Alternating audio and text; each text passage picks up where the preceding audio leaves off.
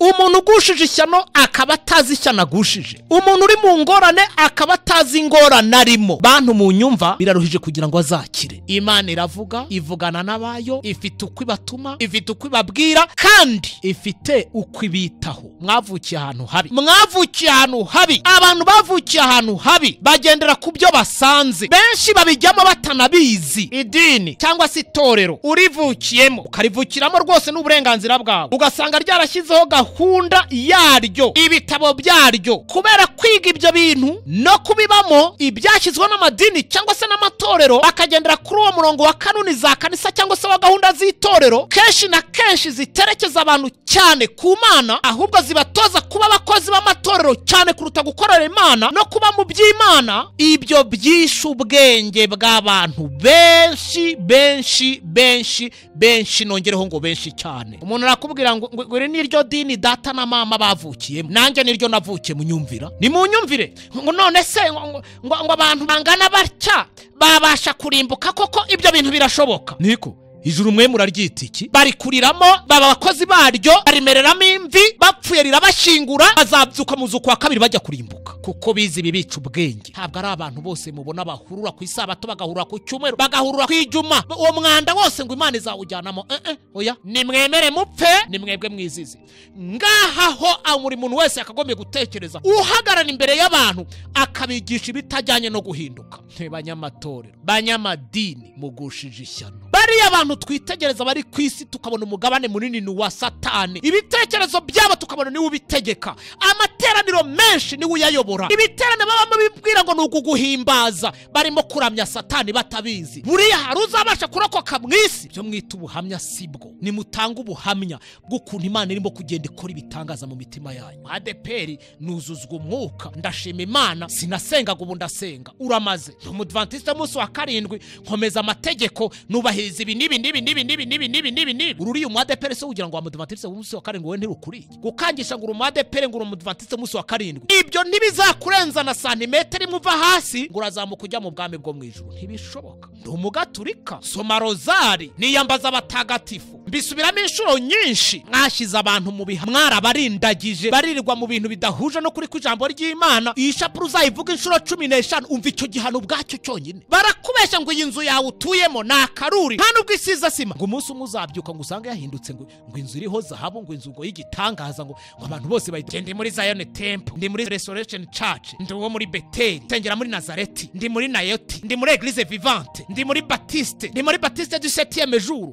Icyo urimo cyose se mwebwe sa madini yanyu muzarundumukira hamwe, muzapfira hamwe kuko uvuga uti ndi umukire, ndatunze kandi ndatunganiwe, ntacyo nkene, utazi yuko uri umutindi wo kubabarirwa kandi uri umukene n'impumyi ndetse wambaye ubusa. Iri jambo utazi. Imbwa ikina n'imbeba, ngo nuko imbwa yibwira gutya, ngo imbeba nayo yibwira uko. Abantu bagaseka ugabona urusengero rwose rwakwenkwenuye. Ibyo bijye bikwereka ngo dore uriya muntu uhagaze imbere y'abantu nibihohote, bizeru mu by'umwuka, ntacyo afite cyo kubwira abantu, ari mu bitekerezo kuko nawe agaragara. Mariya ntacyo azakumarira utakimariye, nta na kimwe. Buda ntacyo azakumarira, nta n'undi wese wagira icyo akumarira ku bijyanye n'agakiza k'umuntu. None abantu baracyarindagizwa n'amadini, nta muntu n'umwe ubigizemo uruhare, n'uburyo bagomba kuyegera kugira ngo ukemure ibibazo byayo, n'uburyo bagomba gusanga Imana. Igihe cyari kigeze kugira ngo abantu basobanukirwe. Abantu baribeshya, n'ijuru batekereza barimo kurirota. Bega kurota ku manywa y'ihangu, bega kurota igihe kitari cyo kurota.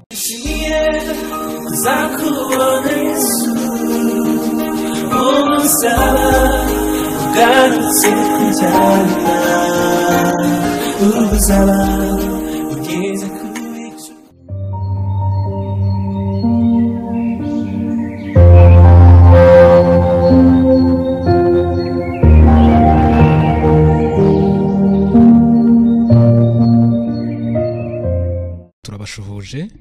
Uyu ni wa mwanya mwiza, wa mwanya w'ingenzi mutegereje ubwo mwumvamo ikiganiro kwihana no kubabarirwa ibyaha, aho tugeze mu byahishuriwe Yohana igice cya 3 uhereye ku murongo wa 14 kugeza ku wa 22 batubwira ibyitoro ry'Irawudikiya. Reka mbere ko dutangira ikiganiro cyacu tubanze twiragize Imana, noneho tubone kujya mbere. Turagushimye Mana ikomeye, turaguhimbaje Mana ifite ububasha n'ubushobozi, tugushimira urukundo rwawe rukomeye ari rwo rutubeshaho muri iki gihe. impamvu nta yindi, kugira neza, gukiranuka, gutungana no kubonera bikuranga, nibyo bituma twihanganira kugeza none, izina ryawe ryera rishimwe. Turagusaba rero kugira ngo iki kiganiro kigiye gutambuka kiyoborwe n'ijuru, buri muntu wese ugitega amatwi cyangwa se uzagitega amatwi n'ikindi gihe azakuremo ibyo wifuza kugira ngo umugezeho, twese tukubonereho umugisha mu izina ryiza rya Yesu, amen. Reka tuganire dusubiye mu byahishuwe Yohana igice cya 3 duhere ku murongo wa 14, ahari urwandiko rwandikiwe abitorero ry'Irawudikiya. Hari amagambo akomeye buri muntu wese akwiye kwitaho kandi akazirikana. Ayo magambo akubiyemo umuburo, akubiyemo gucyaha, akubiyemo no kwerura no kugaragaza ubuhanya, ubugoryi, ubucucu abantu bariho mu gihe cy'imperuka barimo, kandi bakaba barimo bakirimo batabizi. Duhere kuri umurongo wa 15. Nzi imirimo yawe yuko udakonje kandi ntubire. Iyaba wari ukonje cyangwa wari ubize, nuko rero kuko uri akazuyazi udakonje ntubire, ngiye kukuruka. Umurongo wa 17. Nta mpamvu yuko kurukwa igaragazwa usibye iyi ngiyi: ubu bwiyemezi, ubu bwirasi, uku kwishongora no kwigira icyo utari cyo. Yesu aravuga aya magambo ngo kuko uvuga uti ndi umukire. Mwumva impamvu yo kurukwa. Reka wenda nsubire ku murongo wa 16. Nuko rero kuko uri akazuyazi udakonje ntubire, ngiye kukuruka. 17. Kuko uvuga uti ndi umukire, ndatunze kandi ndatunganiwe, ntacyo nkennye, utazi yuko uri umutindi wo kubabarirwa kandi uri umukene n'impumyi ndetse wambaye ubusa. 18. Dore ndakugira inama, ungureho izaba yatunganijwe mu ruganda, ngo ubone kuba umutunzi, kandi ungureho n'imyenda yera kugira ngo wambare, isoni z'ubwambure bwawe zitagaragara, kandi ungureho n'umuti wo gusiga ku maso yawe kugira ngo uhumuke. 19. Abo nkunda bose ndabacyaha nkabahana ibihano. Nuko rero gira umwete wihane. Dore mpagaze ku rugi ndakomanga, umuntu niyumva ijwi ryanjye agakingura urugi, nzinjirwe dusangire. Ayo ni amagambo akomeye, ni amagambo y'ingenzi. Ku murongo wa 19 w'iki gice hatweruriye ko icyo Yesu akorera bakunda. Usibye naho ngaho ku murongo wa 15, nzi imirimo yawe yuko udakonje kandi ntubire. Iyaba wari ukonje cyangwa wari ubize, nuko rero kuko uri akazuyazi udakonje ntubire, ngiye kukuruka. Kuko uvuga uti ndi umukire, ndatunze kandi ndatunganiwe, ntacyo nkennye. Reka wenda duse naho dutinda kuri ijambo rikurikiraho ngo utazi. Kuba mu kibazo utabizi. Ndi umukire, ndatunze, ndatunganiwe, ntacyo nkennye. Bibiliya ngo utazi. Utazi kuri umutindi wo kubabarirwa, si nibyo gusa, wambaye ubusa. Aya magambo yavuzweho mu minsi ishize. Reka ngusabe ukurikire, wibaze, utekereze. Umuntu uri mu bibazo atabizi, umuntu ugushije ishyano akaba atazi ishyano agushije, umuntu uri mu ngorane akaba atazi ingorane arimo, uwo nguwo bantu mu nyumva biraruhije kugira ngo azakire. Biraruhije kugira ngo umuntu azakire atazi ikibazo afite.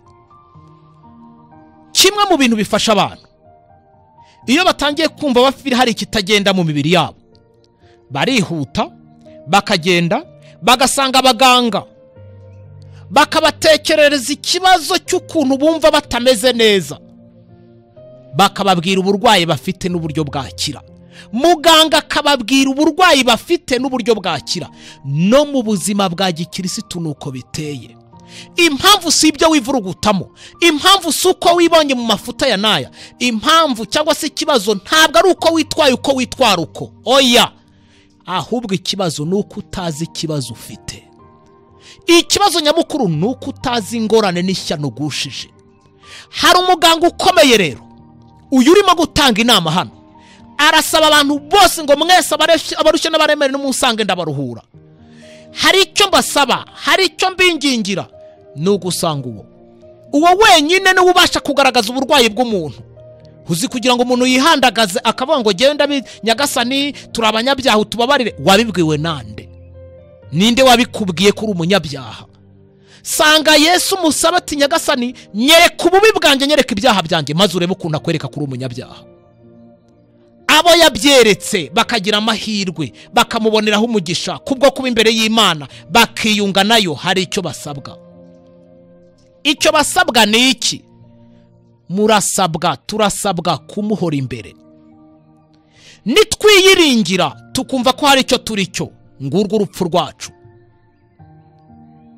Umukiranutsi nahindukira akava mu kiranutsi bwe, agakora ibyangwa n'Uwiteka, niko Ezekiel avuga, azafatwa nk'ari nta murimo wo gukiranuka mu buzima bwe bwose yigeze akora. Azafatwa nk'ari nta cyiza na kimwe, nta cyo gukiranuka n'iki mu buzima bwe bwose yigeze akora. Ayo magambo murayumva neza? Reka duse naho dusubiye inyuma gatoya, twinjiremo neza. Twabonye iby'aba abantu barimo, iby'abangaba barimo, abatuvuga bo muri iki gihe cya nyuma. Tubona ibyo barimo, ibyo bakora, ibyo abantu bavuga, imyitwarire yabo. Ibyo byose uyu munsi birimo gushyirwa ku munzani, birimo gusuzumanwa ubwitonzi, kuko imbere y'Imana nta wakwigira mwiza kandi ari mubi. Ibyo ntibibaho, ntibizanabaho. Uzajijisha nikora, uzazijisha abandi, ariko Imana ntabwo uzayijijisha. Ntuzigire mwiza kandi utari mwiza, ahubwo uri mubi. Ikindi kandi nanababwira, nta n'uwakwigira muba ari mwiza ngo bishoboke. Mutese ko hari abantu tubona bava mu by'Imana. Pawulo aravuga ngo n'ubundi ntabwo bari abacu. Muzitondere icyo kintu rero. Mwari mwabona umuntu yananiwe kurya, akananirwa kuryama, akabura amahoro no gutuza, akabura ibyishimo n'umunezero kubera ibibi yagiyemo? Nganga iyo rero igitanga itandukaniro hagati y'uw'Imana n'utari uw'Imana. Umuntu akananirwa kurya, akananirwa kuryama, akabura amahoro, ntatuze, ibyishimo bikayoyoka, umunezero ukagenda, isi ikamubera umwaku bitewe n'amafuti yisanzemo, yagiyemo. Kuko asanzwe ari uw'Imana, ari mu biganza by'Imana, amahoro akayabura mpaka asubiye kuri wa wundi utanga gukiranuka, wa wundi weza, wa wundi ushyira abantu ku murongo. Reka mbabwire rero, abifata uko batari, bakitwara uko badakwiye kwitwara, mbabwire muzakomeze mukinisha icyo kintu, aho muzisanga hazaba habi cyane. Mu gihugu kimwe habaye impinduka z'ubutegetsi, cyayoborwaga n'abami. Kera iyo umwami yajyagaho, kenshi na kenshi avanyeho undi, atari ubwumvikane bwabayeho ngo aturutse muri uwo muryango, yarimburaga basanze mu butegetsi bose, akimika abe, agashyiraho abe. Icyo gihugu ntiriwe mvuga izina ryacyo. Umwami yagiyeho, amaze kujyaho, icyo yakoze ni iki? Yahereye ku mwami yasanze wategekaga, aramwica, yica umugore we, yica abana, yica mu muryango we kugira ngo atazamugira umusimbura. Hasigara akana kamwe kari kakiri gatoya. Ako kana, bamwe mu bikomangoma byabaga ibwami, umwe aragahungisha, akajyana kure, agashyira mu giturage, ahantu ntawe uzakeka ko hari umwana w'umwami wahajya. Akana kaba muri icyo giturage, mu bantu basa nabi, mu bantu basukuntu, mu bantu batagira isuku, mu bantu badasobanutse. Ako kana, usibye ubwigunge kabaga karimo kuko kapfushije ababyeyi, hari ibyo abana bakoraga we ntabigemo, ibyo bakoze we ntabigemo. Bamubaza ati se wa mwana we kuki udashaka kugira ngo witware nk'abandi? Akababwira ngo impamvu nuko genda umwana w'umwami, hari ibyo umwana w'umwami atagomba gukora. Ndabwira abantu bahawe amahoro n'Imana, bahinduwe n'Imana, uyu munsi bakaba ari abagabo bo guhamya icyo Uwiteka akoze mu bugingo bwabo. ntabwo ndimo kuvuga indindagire zitazi icyerekezo, zitazi iyo zijya n'iyo ziva. Ntabwo ndimo kuvuga abantu bihaye amahoro batayakuye kuwiteka. Ndavuga abana b'Imana banditse mu gitabo cy'ubugingo, imitima yabo amahoro bafite, umunezero, ibyishimo. Iby'Abagalatiya avuga ngo umutima umeze utyo, umwuka bafite wabahinduye, bene uwo mutima utabasha gucirwa witeka. Abo ndimo kuvuga mu nyumve neza. Igihe kirageze cyo kugira ngo twitegure gutaha. Ubwo igihe kigeze twiyambura ikintu icyo ari cyo cyose kitwizingiraho kitari cyiza. Nta mahoro y'abanyabyaha rero. Iryo ni ihame nta n'uwarihindura. Nta mahoro y'abanyabyaha. Abafite umwuka w'Imana ubayobora, akabayobora, azababuriza amahoro mu bibi barimo mpaka bagiye bagasanga uwiteka, wa wundi wababariye ibyaha bakoze. Bityo rero nta wakwigira mwiza ntibishoboka, Yesu niwe uhindura. Ikindi, ntabwo wakwigira mwiza kandi uri mubi ngo bishoboke. Nta nubwo wagerageza kwigira mubi uri mu biganza bya shobuja by'Imana ihindura, nabyo ngo bizagushobokera. Ejo bundi nari ahantu ndi mu biro, ndeba hepfo ahantu hari ikibaya, mbona umuntu urimo kuhagira ingurube. Yayitsirimye pe, amenaho indobo ya mbere, ameraho ya kabiri, ingurube iratuza, arayuhagira, arayitunganya. Reka rero mbibiri ibanga. Ububi bwayo ntibujya bugaragarira mu kwivuruguta muri biriya byondo, oya, ahubwo imbere hayo niho habi hayitera kumera kuriya. Burya rero mbabwire, ingurube ubwayo nubwo wayuhagira ute, amavuta meza wayisiga, parufe ihumurite wayitera, uba ukora ubusa, kuko nta kibazo na kimwe mu bibazo ingurube ifite kiba gikemutse, kuko mu kanya gato izakwereka aho yongera kubera ingurube.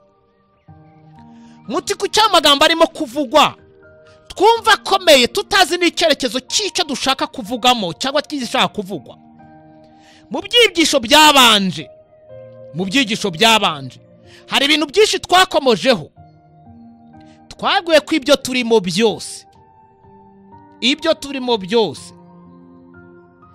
rimwe na rimwe tubyita imikino, tukabikora nta kibazo, tukigiramo nta ngorane. Rimwe na rimwe umutima ugakubita tugafunga umwuka. Ijuru bwaryo ririmo kubikurikirana. Mwibukire ijambo turimo kwiga rivuga ngo kuba mu kaga, kuba mu ngorane utazi kuyirimo, kuba mu kaga utazi kuyirimo kukarimo, kuba mu bibazo utazi kubirimo. Reka babwire, ijuru ririmo gukurikirana ibyacu, rirabisuzumana ubwitonzi. Ubasha kuba ubyumva neza cyangwa utabyemera, ukaba unatsemba ngo yewe ntabwo ari ukuri. Ibyo birakureba, nge ntabwo bindeba. Ariko icyo nzi cyo, uko utumva ibintu kwawe, kutabisobanukirwa cyangwa se kubihakana, ntibibuza iby'agaciro gukomeza kuba iby'agaciro. Sinigeze mbona n'umunsi n'umwe banki nkuru y'igihugu ihagarika gukora inoti za 5 ngo nuko hari abantu bakora inoti z'amapiratano zidasobanutse, zitarizo. Ntabwo bigeze bahagarika, kuko ibyo bikwangara igihe cyabyo kirarangira, ba nyirabyo bakanafatwa. Nubwo batafatwa bagakomeza bakabikora, ariko ntibyigeze biteza agaciro amafaranga akozwe na banki y'igihugu. Kuba abantu batakwemera ko turi mu gihe cyo gusuzumwa ibyacu byose birimo gukurikiranwa, kuba abantu batakwemera ko uyu munsi ibyo abantu bakora, ibyo babama, ibyo bavuga, ibyo bagambira, ibyo bararikira, byose ijuru ririmo kubyitaho. Bamwe batereka ntabwo tubyumva, batazi ko binahishe muri Bibiliya. Ibyo ntibibuza kuba ari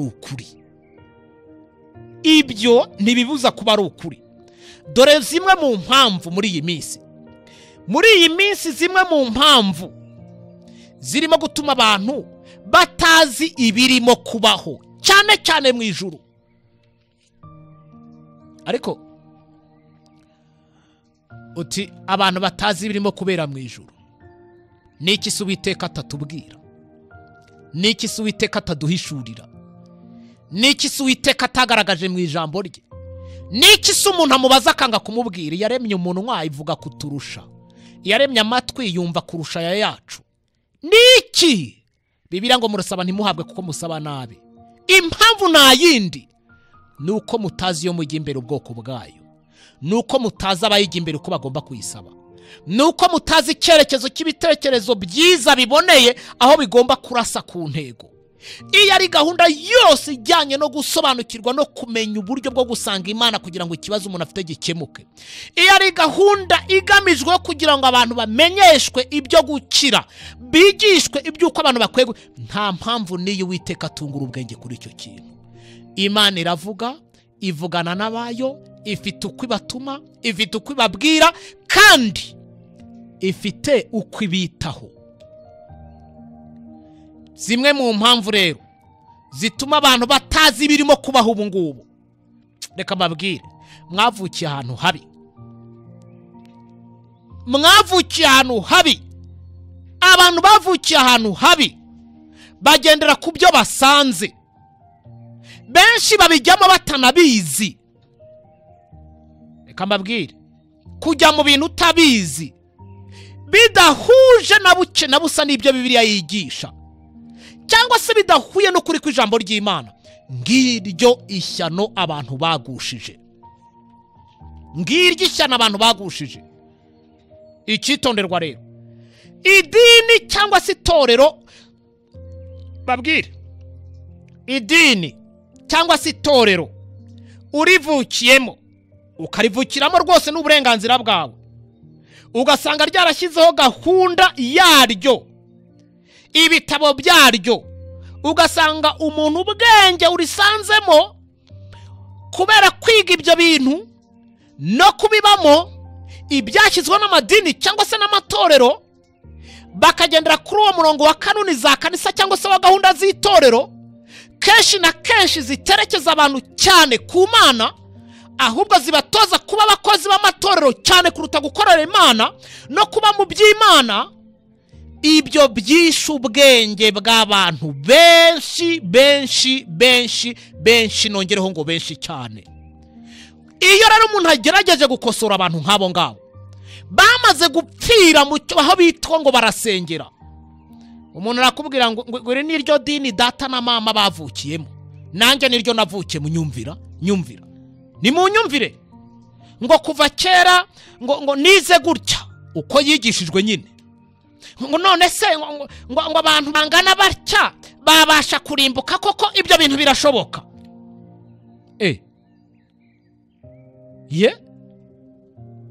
Niko ijuru mwe muraryita iki? Niba muraryita iki? Ku buryo mwumva abantu batazi icyo gukora, batazi ibirigenga, batazi amabwiriza y'abazarijyamo uko ameze, batanigeze yewe guhinduka kwemewe n'iryo juru ku bazajyayo. Barageza abantu bakagira morale ngo bazajyayo, ariko ubundi ubwo ntimwigishijwe ijuru nabi. Ubwo nimwigishijwe ijuru nabi n'abazarijyamo uko bagomba kuba bameze, mugafatirana mugacengezwamo ibintu n'amadini. Uyu munsi mukaba mutazi rya jambo na utazi yuko, utazi nako kajambo nimo gusurinya.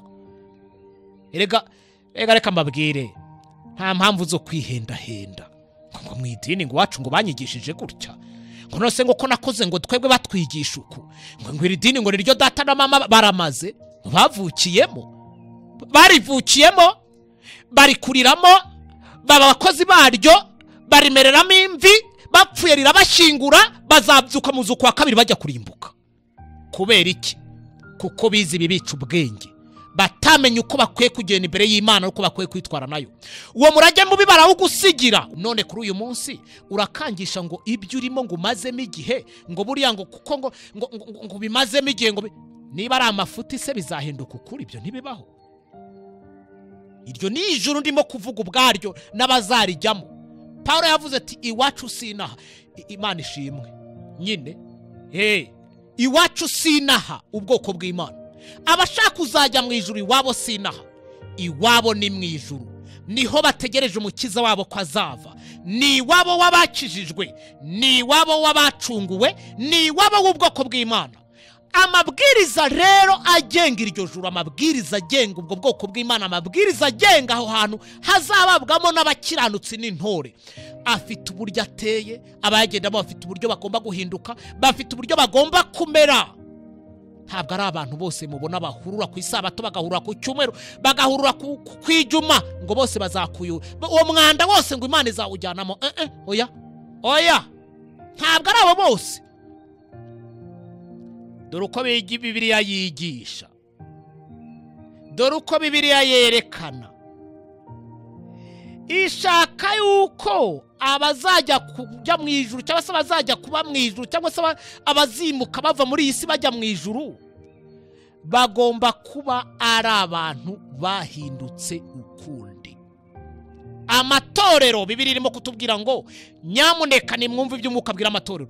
Amatorero anyumve neza, muharanire kwigisha ibyo guhinduka kw'abantu kandi bahereye imbere.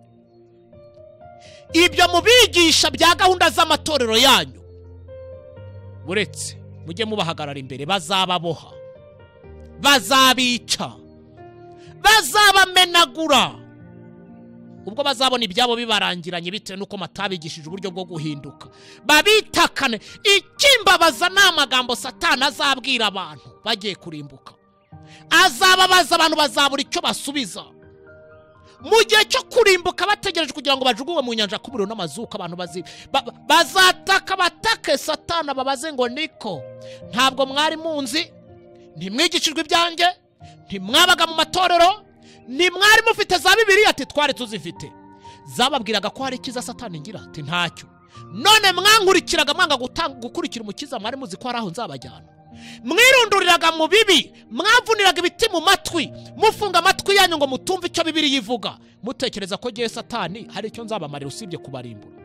Nimwemere mupfe, nimwebwe mwizize. Ngaha ho buri muntu wese akagombye gutekereza, uhagarara imbere y'abantu akabigisha ibitajyanye no guhinduka. Kimwe mu bintu bijya bimbabaza ni njya ahantu henshi mu matorero menshi atandukanye, aho ngiye uyu munsi niho bari hongejo, aho ngejo bundi niho bari honge ikindi gihe, nkagenda nkiyicarira ngakurikirana gahunda zirimo kuhabera. Aho ngera ijambo ry'Imana ngasanga bari haye iminota 15 baheze mu kubyina no kudiha, ivumbi rigatumuka, ibyuya bikabarenga, abantu ukabona batashye bishimye. Narangiza nkibaza nti wa Mana we ushobora byose, aba bantu bazamenya icyo ukeneye kuri twebwe ryari? Ahandi ugasanga barahinduranya gahunda nziza zirakomeje, zigejeje saa 6, saa 7, saa 8. Ushatsemo icyigisho kigenda kigakora ku mutima w'umuntu, kikamubuza amahoro, umuntu agafata umwanzuro mwiza wo kumva shituwe mu mutima no gusanga Imana, ukakibura.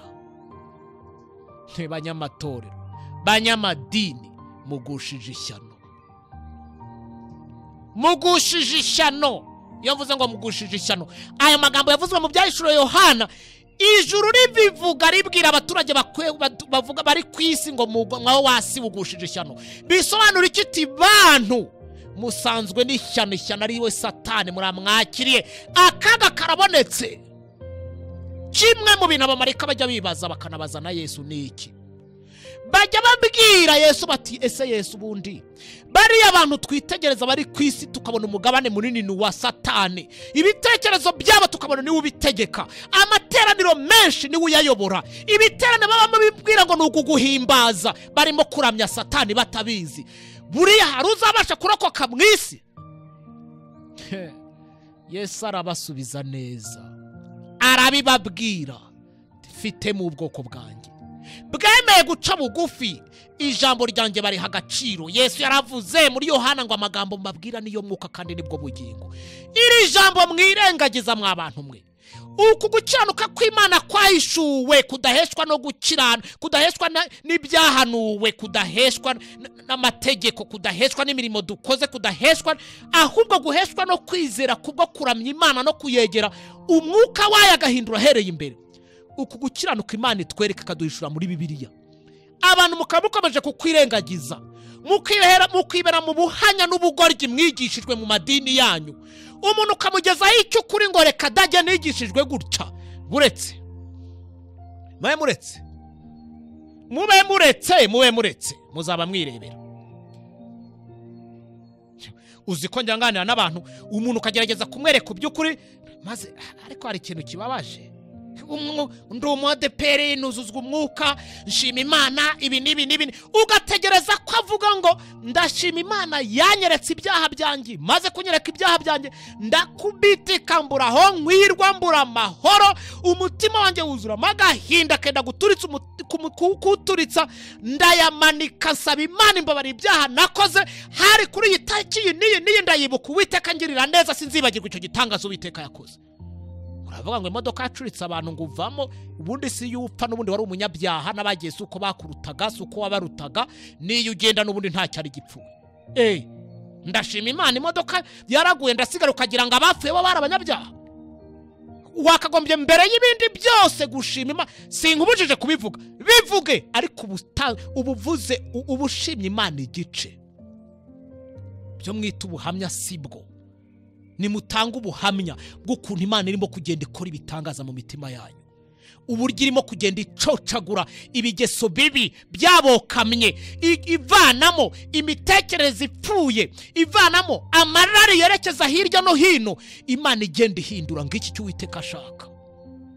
Umwadeperi, nuzuzwa umwuka, ndashima Imana, sinasengaga ubu ndasenga. Uramaze umudventiste munsi wa karindwi, nkomeza amategeko, nubahiriza ibi nibi. Ururiye umwadeperi se ugira ngo umudventiste munsi wa karindwi we ntirukuriye? Utazi ibyo guhinduka. Uzi kubaza umuntu ngo umunyabyaha yanataka babirirwa ibyaha byate, ukabona ararindagiye. Bene izo ndindagire zose rero mbibabwira, bene izo ndindagire zose niziramuka zidaciye bugufi kugira ngo zisabe Uwiteka agira icyo akora ubugingo bwabo, bahinduke, gukangisha ngo umwadeperi ngo umudventiste munsi wa karindwi, ibyo ntibizakurenza na santimetero imwe uva hasi ngo urazamuka ujya mu bwami bwo mw'Ijuru. Ntibishoboka, ntibibaho. Ndi umugaturika, soma rozari, niyambaza abatagatifu, mbisubiramo inshuro nyinshi, nta kintu nakora. Kababwire, nushaka uzayasubiremo ayo mibukira inshuro 500. Wagira ngo iyo ubwira yaremye ugutwi we ntibasha kukumva. Ubundi sugira ngo kuvuga amagambo menshi nibyo bituma Uwiteka kumvira. Mwashize abantu mu bihano, mwarabarindagije, baririrwa mu bintu bidahuje no kuri kw'ijambo ry'Imana, ngo iyi shapuru uzayivuga inshuro 15. Umva icyo gihano ubwacyo cyonyine. Niba ari Imana ubwira se nuyisoma rimwe ntabwo iri bwumve. Uratekereza ko iri buze kugira kukumva ari uko wayisoma inshuro 15?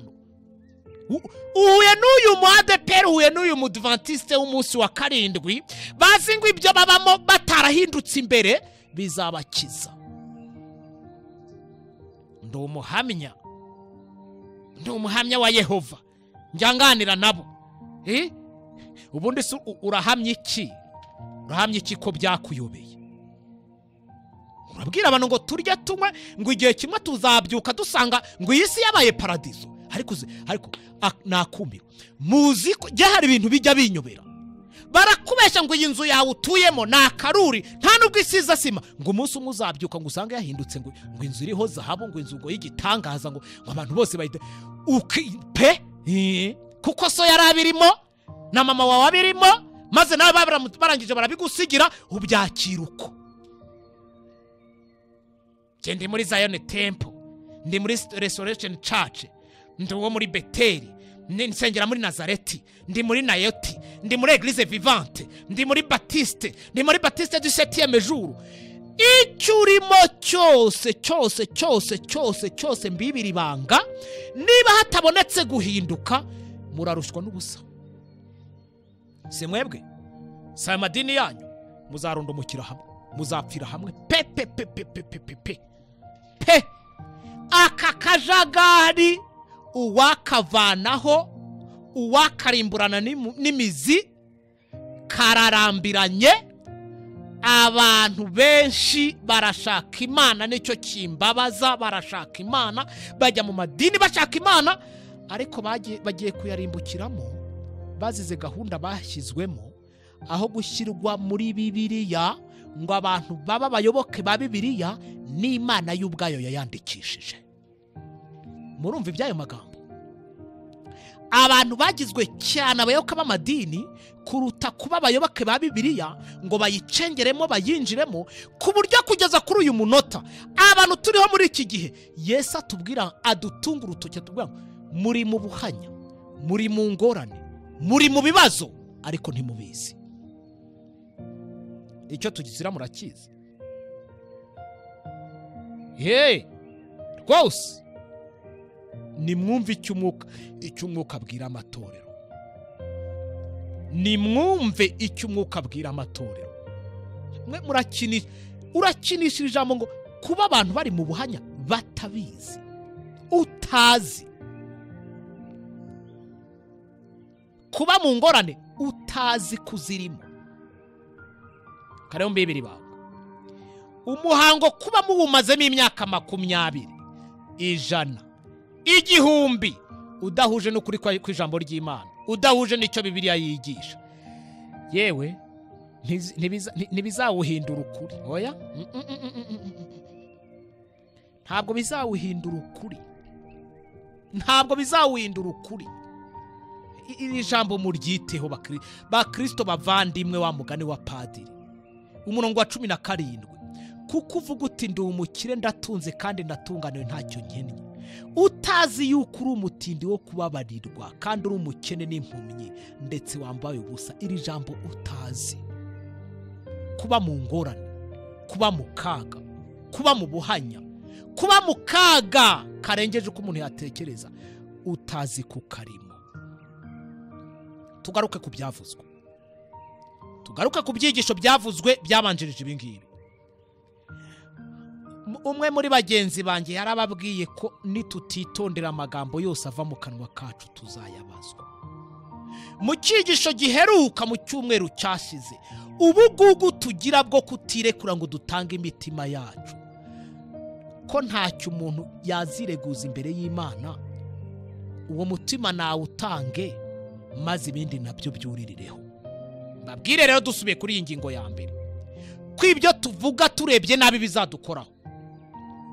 Kuvuga ibyo wiboneye muntu wanjye, ukavuga amagambo apfuye nshuti yanjye urimo kunyumva, ukaba mu biganiro uvuga ibyo ushengera abantu, ukiyagusohora mu kanwa kawe ibyo uvuze utatekerejeho neza, ukavuga ibyo ubuke rimwe na rimwe kubera kudashishoza no kutitonda, ukavuga amagambo asebya cyangwa se atesha agaciro. Nkubwire muntu wisanga muri iki gika, wowe nyirabyo uragowe, kuko icyo kintu ijuru ririmo kucyitaho. Ufite ingorane, ufite akaga, uzaryozwa ikintu gikomeye cyane. Agaciro k'ijambo. Nebukadinezari ngo ngiyi Babuloni yanjye niyubakiye, ubwiza bw'amahanga yose, amahanga yose akwiye kubyubaha akabyubahiriza, kandi akamenya ko jye Nebukadinezari arakomeza arishongora.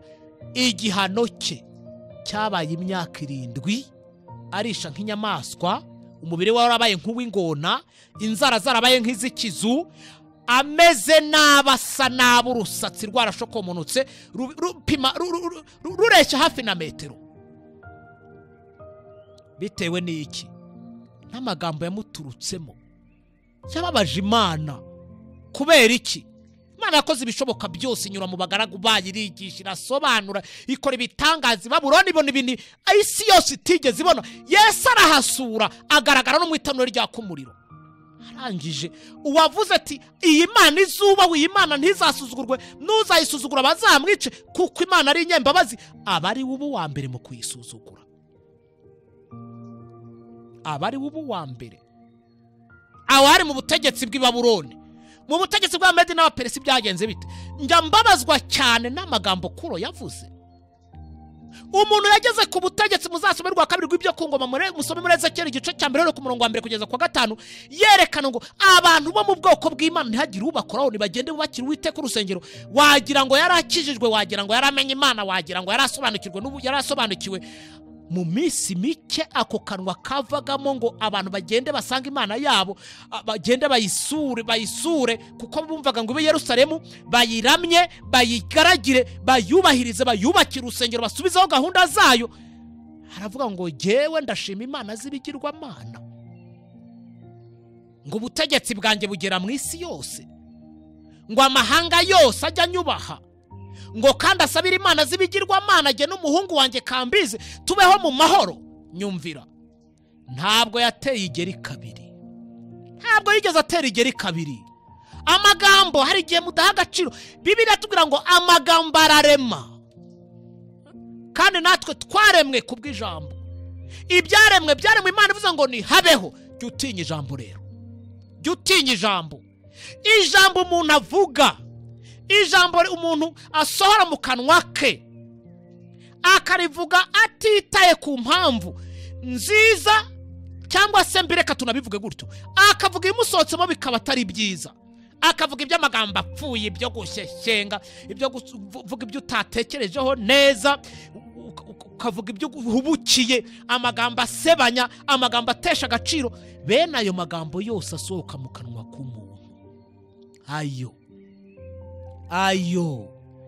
ijuru ririmo kuyitaho mu buryo budasanzwe. Kuro avuga amagambo mabi bimuviramo ubukotsi bwo gupfa, arapfa. Alexandre Mukuru se we yavuze iki arangije urugamba?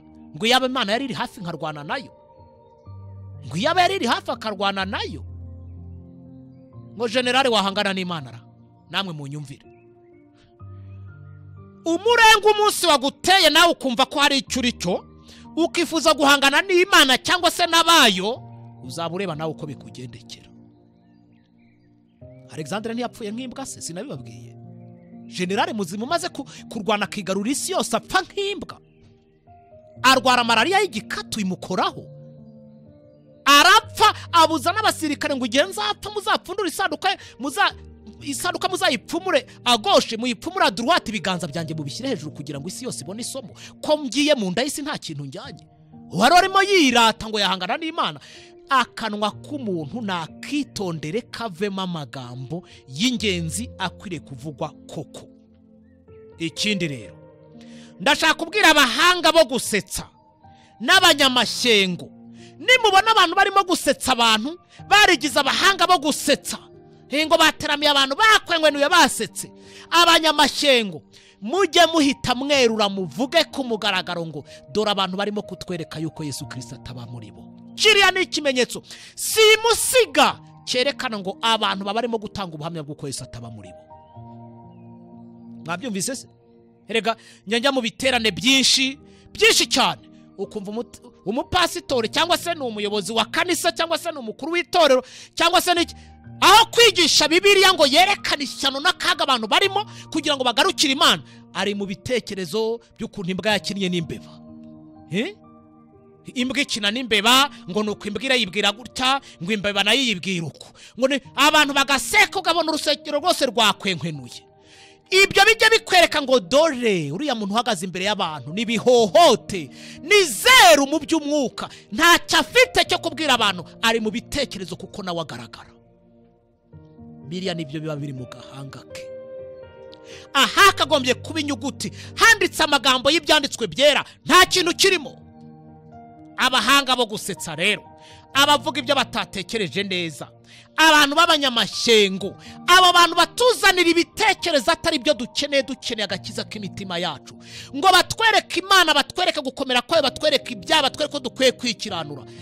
Iki gihe turabahaze, murumva?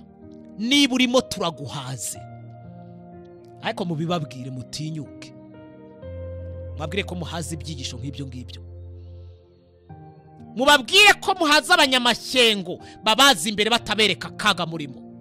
Ariko se nta mugayo. None se niba umuntu akwigisha atyo, wowe uzavamo iki? Uzavamo iki? uzavamo iki n'iki uzavamo. Twongeye kwinjira mu cyaha cy'ubugugu.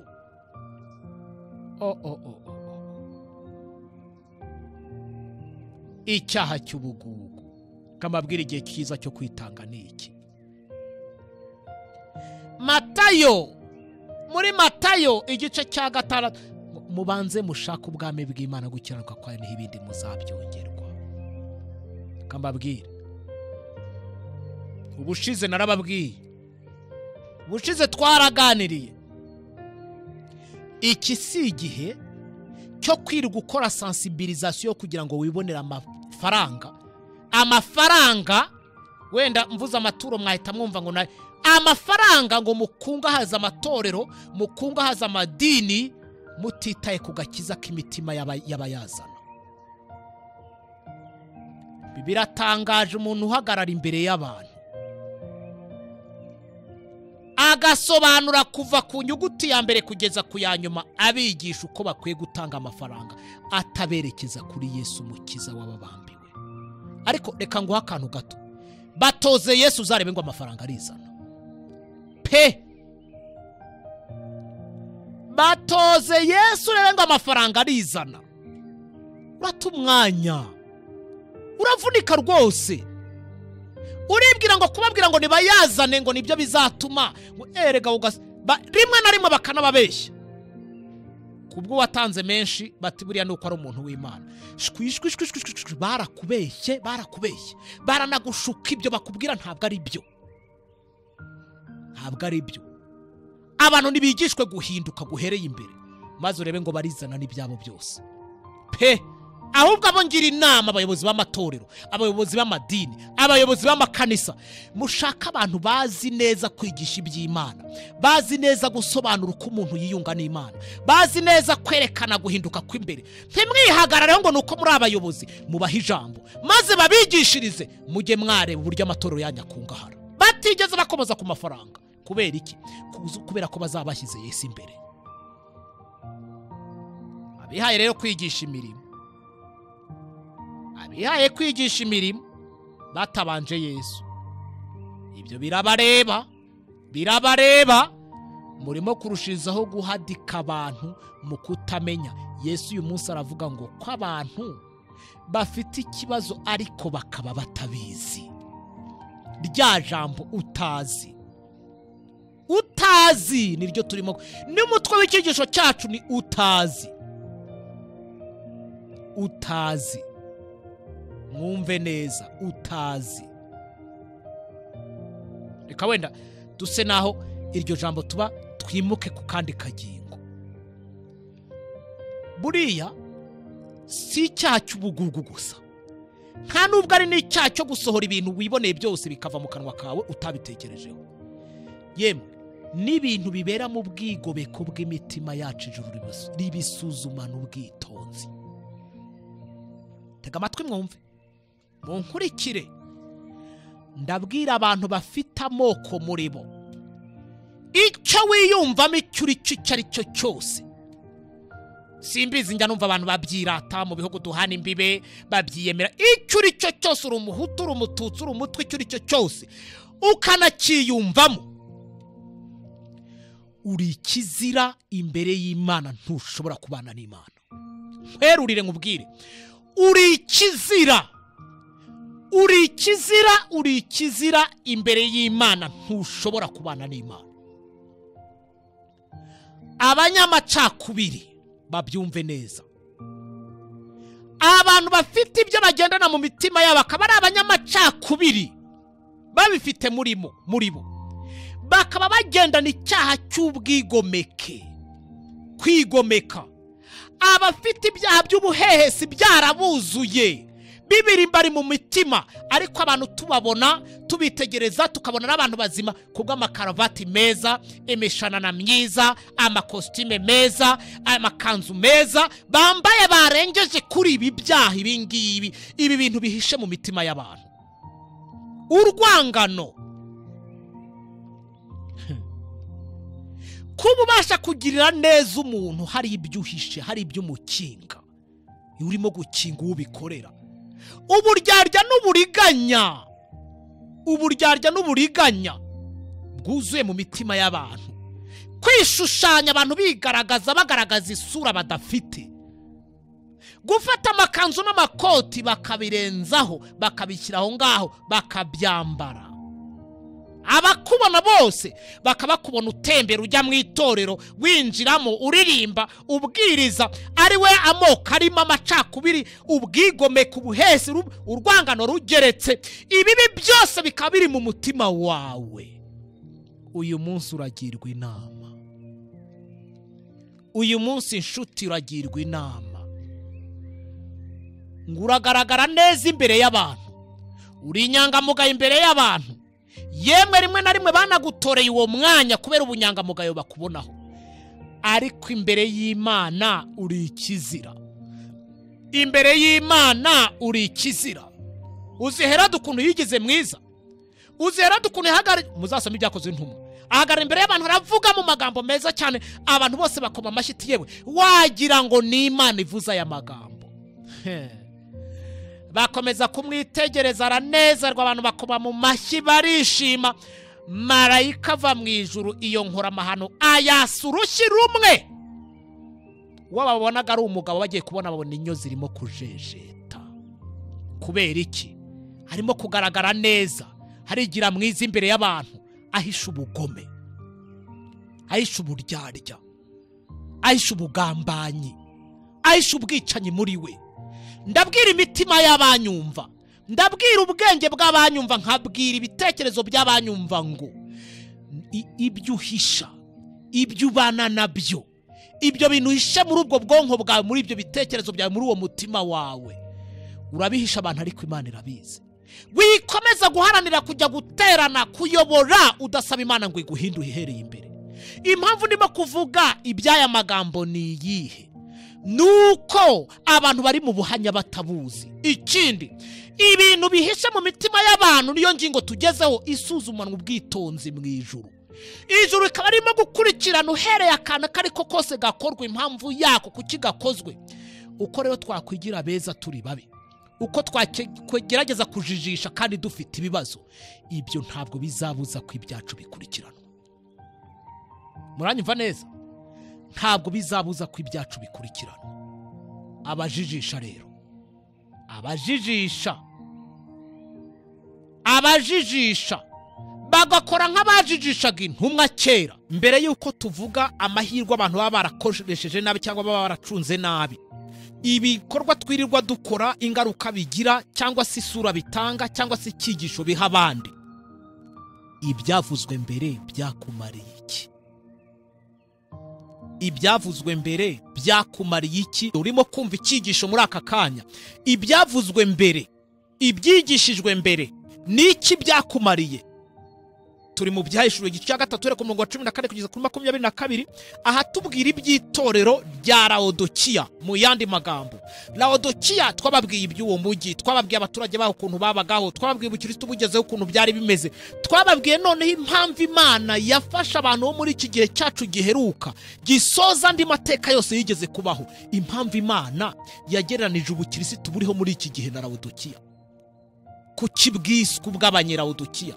Kuki bwiswe ubukristo bw'impezamajyo, ubukristo budasobanutse, ubukristo bubabaje, ubukristo buteye agahinda, ubukristo bujijisha, ubukristo umuntu areba akagira ngo ni ubukristo yanariza neza, akora analize agasanga ahubwo ni ubupagani bweruye butagira akantu namba k'ubukristo.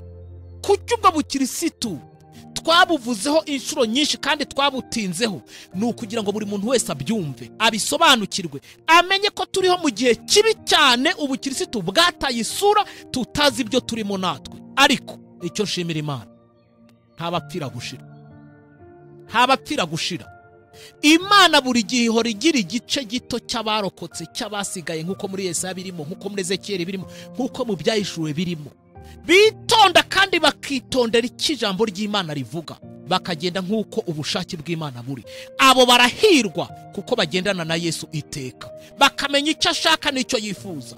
Ureke indindagire z'abanyelaodikiya zitazi kera n'icyanduye, zitazi igipfa n'igikira, zitazi aho ziva n'aho zijya, zitazi aho zigeze n'icyo zirangamiye. Kubw'ibyo kuzarokoka k'umunyelaodikiya, ubwo ndavuga buri muntu usenga uriho muri iki gihe Yesu yenda kuza, kuzarokoka kwe ni ikibazo gikomeye.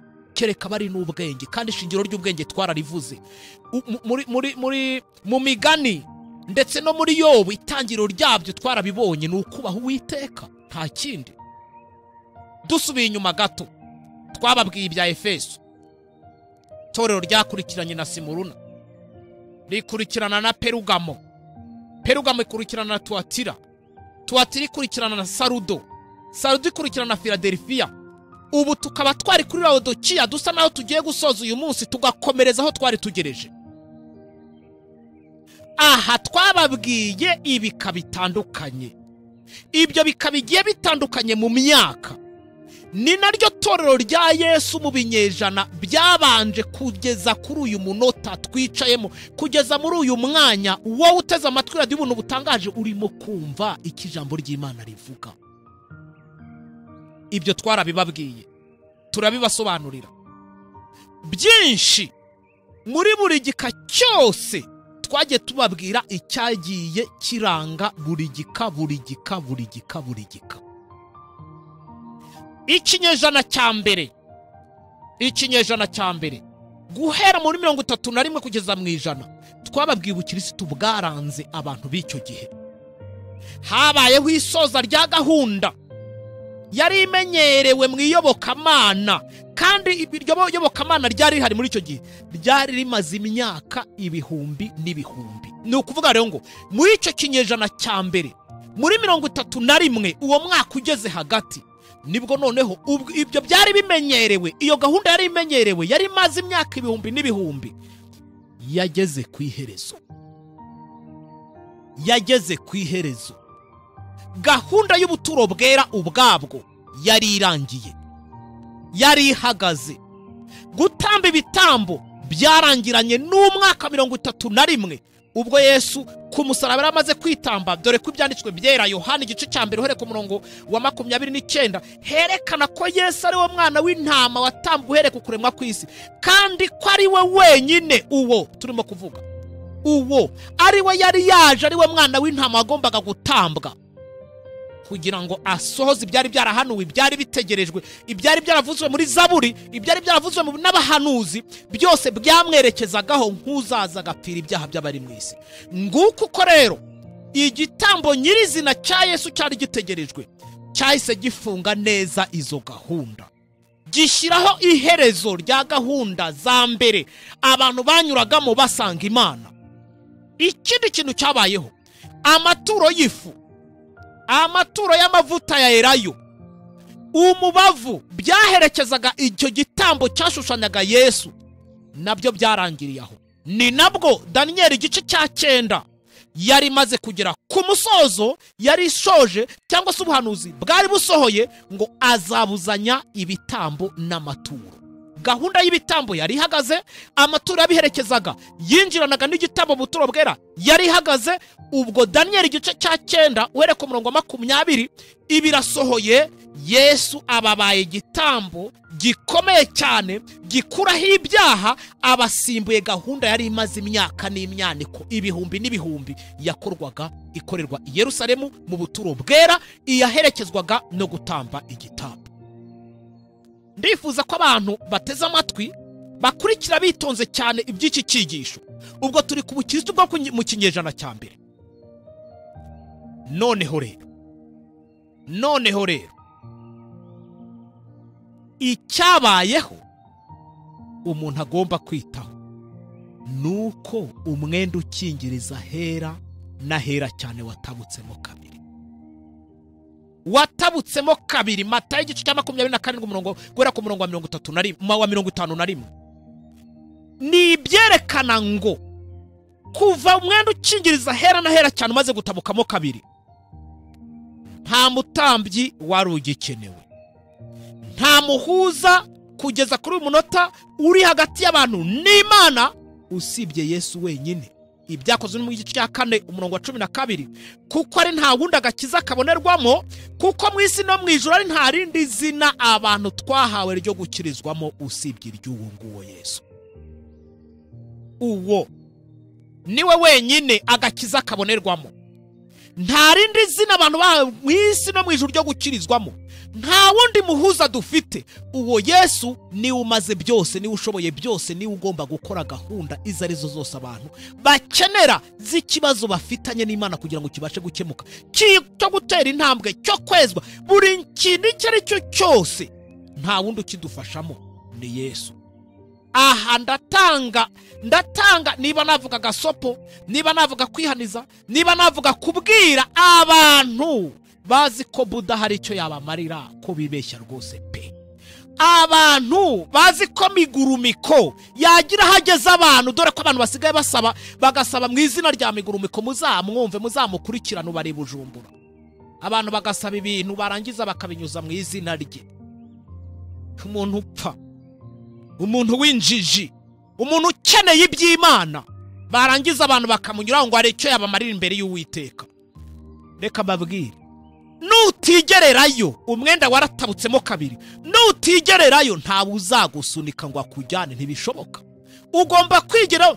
Ndanabwira abantu numva bibwira ko umuntu yapfuye aguye mu majyaruguru ya Egiputa yaragiye gukora umurimo w'Imana, abwiriza, yigisha, yarajyanye n'izindi ntumwa, nawe yarari mu bategereje umwuka wera. Ubwo ndavuga Mariya.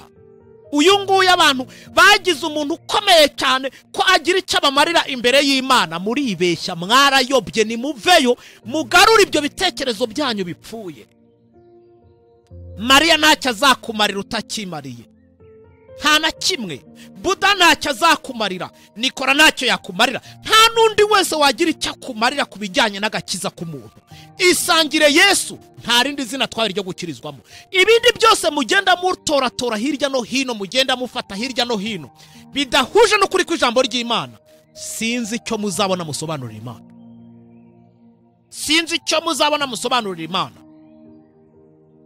Abiringira Buda, bakiringira migurumiko, bakiringira Mariya n'abandi, muranyuranya na Bibiliya, muranyuranya n'ijambo ry'Imana. Reka rero mbabwire, kuba ari bw'umurimo wari ugitangira, kubera ko hari gahunda yari ishoje ijyanye n'ibyari bimenyerewe hashize imyaka n'imyaniko, byaragoranye cyane, byanyuze mu matanwa. Iyo nzira ikomeye idasanzwe byasabye ko abayigiyemo bayihamisha. Iyo nzira yaharujwe amaraso. Reka mbibabwire, iyo nzira y'Imana yaharujwe amaraso. Kimwe mu bintu bijya bimbabaza nuko ayo majwi numvise atakigira agaciro, nta nukiyitaho. Ingirwa babwiriza bajyaga bigisha, ukumva barasobanura ngo byararangiye, abantu barye banywe, byararangiye, abantu bikorera ibyo bashaka, ngo bazajya mu bwami bwo mu ijuru. Si uwigisha ibyo, si umutega amatwi, si ubikurikiza, abo bose bazapfa rumwe. Inzira yaharujwe amaraso murayoroshya. Bibiliya ubwayo muri Matayo igice cya 6 ngo ubwami bwo mu ijuru buratwaranirwa kandi intwarane zibugishamo imbaraga, abandi bakoroshya. Iby'Imana bikaba mama wararaye. Nigeze mbabwira ngo ijuru ntabwo ari pubere Imana izajyanamo ikoyoramo umwanda wari wo wose. Ijuru izagibwamo n'ubwoko bw'Imana bwahindutse mu mitima, bwamenye neza ko Yesu ari umukiza w'abantu kandi bukamusanga Yesu akagira icyo abakorera. Ikinyuranyo n'icyo ngicyo, ikinyuranyo n'icyo ngicyo. Abantu baribeshya, n'ijuru batekereza barimo kurirota. Mbega kurota ku manywa y'ihangu, mbega kurota igihe kitari cyo kurota. Igihe cyari kigeze kugira ngo abantu basobanukirwe n'uburyo bagomba gusanga Imana, n'uburyo bagomba kuyegera kugira ngo ikemure ibibazo byayo. Nta muntu n'umwe ubigizemo uruhare. None abantu baracyarindagizwa n'amadini. Iki gikatwatangiye cy'ubwacyo kihezwa kuri buri torero ngo nyamuneka. Umuntu wese ufite amatwi yumva niyumva icyo umwuka abwira amatorero, aho nta somo havana. Tuzasubukurira aho ngaho ubutaha kadusenge. Turagushimye Nyagasani Imana yacu, kuko uri Imana idukunda kandi tuba bugufi, utugiriye neza, uratwigishije, duhe gukuramo icy'ingenzi kandi tukwitegure nk'uko bikwiriye, mu izina ryiza rya Yesu. hari igihe kizagera umwami Yesu agarutse kutujyana iyo mw'Ijuru ati nimuze bana banjye